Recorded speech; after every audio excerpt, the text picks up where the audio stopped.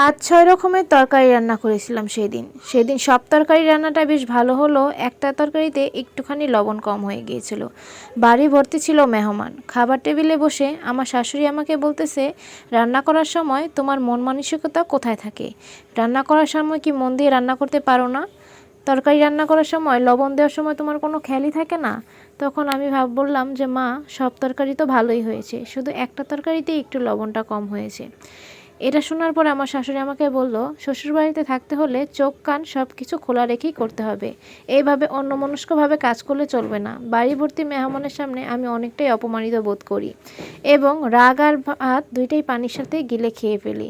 কিছু বলি না। একটা মানুষও আমার হয়ে কোনো কথা বলেনি। সবাই চুপ করে শুধু শুনছিল। রাতের বেলা যেই তরকারির জন্য আমাকে এত কথা শুনতে হয়েছে, সেই তরকারির লবণটা ঠিক রেখে বাকি সব তরকারিতে আমি একটু বেশি পরিমাণের লবণ দিয়েই তরকারিটা জাল দিয়ে রাখি। খাবার টেবিলে খেতে বসে সবাই আমার দিকে একটু বিরক্তিকরভাবে তাকিয়েই বলল যে, কি হয়েছিল? মেয়েটা তো সব রান্না ভালোভাবেই করেছিল, শুধুমাত্র একটা তরকারিতে একটু লবণ কম হয়েছিল। এত ভালোবাসা দিয়ে রান্না করেছে, তুমি একটু বেশি বলে ফেলেছো, মেয়েটাকে শুধু শুধু চেতিয়ে দিলে। কিন্তু কেউ আমাকে দুপুরে কোনো কথা বলেনি যে রাতে আমি এটা করেছি, এর কারণে সবাই আমার হয়ে কথা বলছে। এটা কিন্তু এর না যে তাদের আমি শিক্ষা দিয়েছি। শুধুমাত্র এতটুকুর জন্যই তাদেরকে এটা বোঝানোর জন্য করেছি, আমি যে তাদের জন্য এত মন থেকে প্রাণ থেকে কাজ করি, আমার কাজের তারা কোনোই মূল্যায়ন করে না।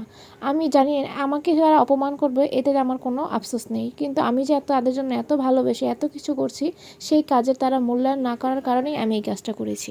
এরপর থেকেই শ্বশুরবাড়ির মানুষ আমাকে কিছু বলতে হলে দুই একবার ভাবে।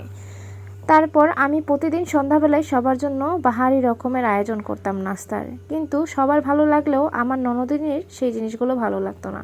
তার নাকি খেতে ভালো লাগতো না। এমন না যে কেউই খেতে পারতো না বা সে খেত না। সে ইচ্ছা করে বানিয়ে ছানিয়ে বলতো যাতে আমি একটু অপমানিত হই। আর তারপর থেকে আমি তাকে নাস্তা দেওয়া বন্ধ করে দিলাম। বাসার সবার জন্য নাস্তা রেডি থাকলেও তার জন্য বন্ধ করে দিলাম। সে কিছুটা বিরক্তিকর দিকে আমার দিকে তাকিয়ে বলল, আমার নাস্তা কোথায়? তখন আমি বললাম, ভালো যখন লাগেই না, জোর করে কি খাওয়ার দরকার? তো এতে তুমিও বেঁচে যাও আর আমারও কিছুটা পরিশ্রম কমে যায়। এটা শুনে আমার ননদিনী একদম চুপ হয়েছিল আর অনেক রাগে আমার দিকে তাকিয়েছিল। আমি তাকে শিক্ষা দেওয়ার জন্য করিনি, শুধুমাত্র এতটুকুর জন্যই করছি আমি যে তাকে কতটা ভালোবাসি, তাকে এত ভালোবেসে রান্না করে খাওয়াই, এটা বোঝানোর। এই গল্পটা বলার পিছনে শুধু একটাই কাহিনী আছে, মানুষের কাজেরকে সম্মান করুন, মূল্যায়ন দিন। আপনার জন্য যে মানুষটা সারা দিন পরিশ্রম করে সব কিছুর ফলে আপনার হাসি মুখটা দেখার জন্য করে, সেই মানুষটাকে সবার সামনে অপমানিত না করে তার কাজের প্রশংসা করুন এবং তাকে উৎসাহিত করুন। একটা মানুষ কাজ করার পর যদি সেখানে উৎসাহ পায় কিংবা প্রশংসা পায়, তার কাজ করার প্রতি আরও আগ্রহটা বেড়ে যায়।